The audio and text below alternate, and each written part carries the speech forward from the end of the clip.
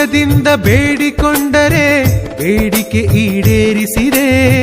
ವಾಸಿಯಾಗದ ದೊಡ್ಡ ರೋಗ ವೈದ್ಯರಂತೆ ವಾಸಿ ಮಾಡಿದೆ. ಗಂಗಮ್ಮ ದೇವಿ ನಮಗೆ ಅಂಟು ಮಾಟ ಮಂತ್ರವ ಬೆಂಕಿಯಂತೆ ಸುಟ್ಟಿರುವೆ. ಮದುವೆಯಾಗದ ಯುವ ಜನಕ್ಕೆ ಕಂಕಣ ನೀಡುವೆ. ಆಟವಾಡದ ಅಂಗವಿಕಲರಿಗೆ ಚೈತನ್ಯವ ನೀಡುವೆ. ನಮಗೆ ಇರುವ ಪಾಪವ ತೊಳೆದು ಪುಣ್ಯವನ್ನು ನೀ ನೀಡಿದೆ.